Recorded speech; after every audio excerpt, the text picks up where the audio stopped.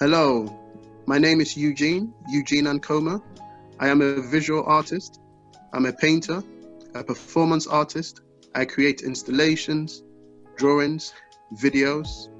A lot of my work looks at social issues, and I try to create works that brings people together. I try to create works that brings ideas from the public so that we are able to interact with the public in a way where we are all able to learn from each other. I like to affect the emotions because I think with the emotions, you get the truth of people. And I'm an open artist who is constantly progressing and moving things forward. But it's about, again, bringing the things in society which affects us, which we are all concerned about, reflecting this in my work, again, so that we can continue a dialogue where I learn from the public and the public learn from me. As you can see, I like to dress up. I'm into fashion, and everything that I wear and do is all symbolic. Yes, if you want to find out more about me, just put my name into Google, Eugene Ankomah, and you will see lots of articles and different wonderful things that I've been involved in. Thank you very much. Can I back to UK and Yes, yes, to your painting, this little bit step off of this and a little bit positive way. Tell us about what is a nail painting? What is a nail painting? Nail painting. So how nail do painting. you? Yeah. Yes. So nail painting is I have gone through different stages of my art. So earlier when I was growing up, like you said of your friend, I used to paint very beautiful, natural, traditional portraits, landscape and those type of things. But when I started moving away from it to explore different things, the nail paintings is something that I experimented with. And the nail paintings look back at the culture as we were describing back in Africa. And as we know, if you look at old African sculptures, you have some with lots of rusty nails, all over the bodies. So what I was doing with my nail paintings was I was trying to take the look and the meaning behind these old African sculptures and to make it into paintings. But by making it into paintings, what I wanted to do was to consciously add something new, something more raw and powerful to painting, because I had never seen that type of thing before, my idea. So that was the point of the nail paintings, to create something that was traditional looking. But again, it had European and even Egyptian references in there. But it was to just change painting, if you like, to take painting in a different direction. Wonderful. And another question, when I was learning about UK and your background, I suddenly found the things that you are very against of knife crime, speaking of nailing, knife crime. And that is a thing which is completely not typical to Russian culture. We don't have such a things. And how would you please describe it? What it is, and what do you feel? Why it is going on in UK right now? What we should avoid to have this in our society and very spiritual way? So why we suddenly got a teenagers knife crime? What is this thinking?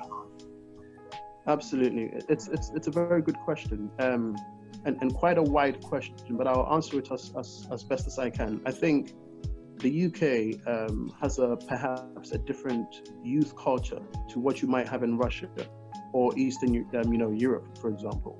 But I do not know how Russia, as a country, for example, looks after its young people. I do not know the facilities you have opened up and available to young people. But the problem with the UK is that several years ago, or some years back, we had the world recession. And from that moment, a lot of youth centers, schools, and organizations that help young people were closed. And a lot of them had funding taken away from them. So what happened in practical terms is you had a lot of the young people exposed to doing nothing. Because when they go to the youth centers, they have mentors, they have teachers, They have adults they make friends with who become their guide. A lot of these people were removed. So a lot of young people, again, had nowhere to go. Now, this is on top of an economy that was already struggling. So you had parents, and a lot of single parents, maybe doing 2 or 3 jobs in order to look after, 3, 4 children. And some of these families, there might not be a dad, or it might be a dad without a mom. So if you combine all of these things, it was very easy for gang members who exist in the streets, who sell drugs, to recruit some of these young people who are from these poor, desperate families, and to bring them into their world where they will bribe them into selling drugs. Now, if you're a young person and you join a gang, or you're brought in and you're selling drugs and something goes wrong, the gang leader will make sure that he gets somebody else to stab you. So you can imagine, behind the scenes, you have the drugs, and the drugs brings in the young people. And with this, you have a spiral. So it starts from the top and it starts going down. And with this came the explosion, of the frustration that a lot of young people are feeling. And I think another thing that is important, and I said this in another interview, a lot of young people feel like the older generation has failed them. They have failed them in the sense that they have not looked after them. They do not necessarily feel loved. And by the government removing the funds and the care that surrounded young people, I think that was like a bit of a blow. Now, I am not saying that knife crime started because of these things. Knife crime existed before, but these situations made it much, much worse. And with that, we have seen disgusting amount of deaths and situations where, one person looks at another person, he says to him, "Why are you looking at me funny?" And with just a simple thing that you and I would think is simple to be solved, he pulls a knife and then he sticks it in his chest or in his tummy or in his head. These things that should be so easy to sort out have become reasons and excuses through the frustration that a lot of young people are feeling, to attack each other. So this is, in brief, part of what is going on and what started that knife crime situation. Yeah, it's basically a representation of aggression in the society, which is grew up. Absolutely. I would, the difference, I was thinking about it, and the difference is the legal world, in the Western legal world right now, is getting very popular that kids are separated from parents by law. They can sue parents.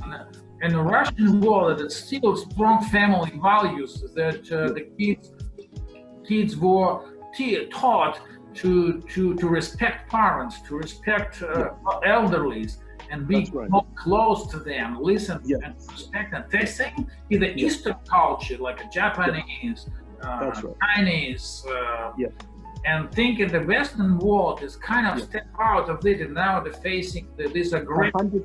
100% true. What you just said is 100% true. And we should just open discussion about the later different subject into. Absolutely. And I'll add something to what you just said.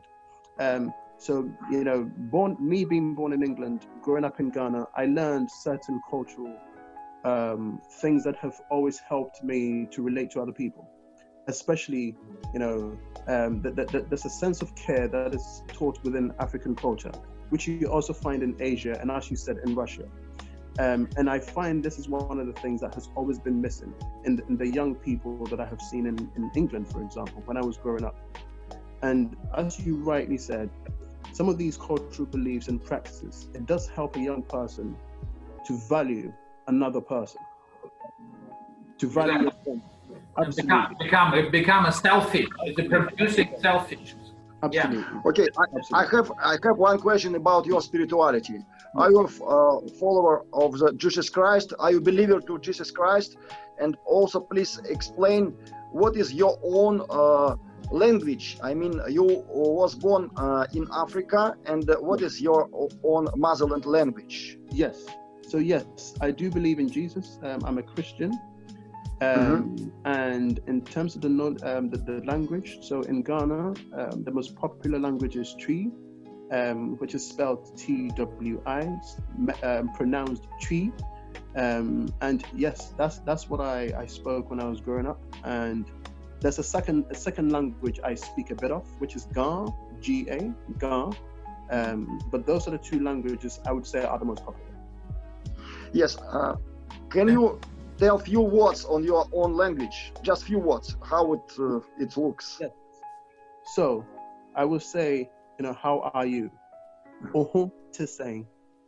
What does it mean? That's right. How are you? How are you? Yes. And I'll give you another one. Mehuye. Mehuye. I am well. Well. So to saying, how are you? Mehuye. I am well. Back to the waves and the brain waves we're talking about. Also, waves are right now, it's a lot of discussion about waves. I know you're kind of involved with your spirituality and with your intentions about the 5G wave. So yeah.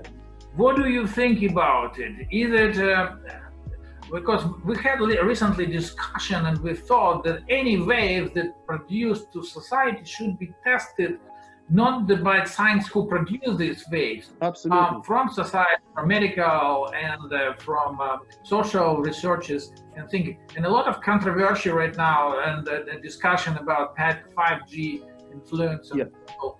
What is your feeling and vision? Because we saw some pictures like dogs dying or a flamingo dying, and we heard like people in British started burning these. And then they're forbidden the 5G in UK. And what is going on this subject, and what do you feel about it? Why we should think about it? Why we should talk about it? What is your envision of future technology? Yes, I mean, again, when I heard about 5G, I did think that it was just another upgrade. And then I started, again, researching into it, reading about it. And it's amazing how, when you find out that it's, 5G is a greater power of electromagnetic energy than ever seen before. And I think when the public have also looked into it, the thing that really bothers people and is creating a lot of anxiety is the fact that we have heard about it. Just 2 days ago, I was visiting my auntie, and as you know, Britain is under lockdown at the moment, so you hardly see anybody at the train stations or in the buses. And I stood at the train station by myself. I looked around, and suddenly I see 3, 5G towers, across just behind the station in places that I know were completely empty. Right? So going back to the question, a lot of people are feeling a lot of anxiety because the government has not really necessarily explained to everybody what 5G contains, the dangers of it, because they cannot deny that it is dangerous, right? And most importantly, people are not being told as to how they can protect themselves and their families and their loved ones away from the radiation or the waves. And I think this is creating a lot of anxiety, a lot of worry, and also the fact that we are in lockdown. I have seen with my own eyes, when I have gone out, I see people putting up, 5G towers. I see people, some of these workers, doing what they've been sent to do, and yet you never see them wearing masks. There's no gloves. So, and some of them work closely to each other. I saw 3 men who are standing, next to each other, fixing the wires and everything on the ground. And you cannot help but ask, to ask yourself the question, why is it that you see these people not socially distancing, right? Or not wearing any of these things that the public has been told to wear under the circumstances, when there is so much noise about wear masks, wear gloves. So you know that something is suspicious and something is going on here. There's a book called The Invisible Rainbow by an author called Arthur Fistenberg. And he's a researcher of the impact of electromagnetic technology And in his book, every time there's a global pandemic, he argues that there's always, like for example, the Spanish flu, right? He argues that it's always preceded by the introduction of another technological power to do with radiation. So every single time there's been a pandemic, you can go back all the way to 1916. There's always the introduction of something technological to do with radiation.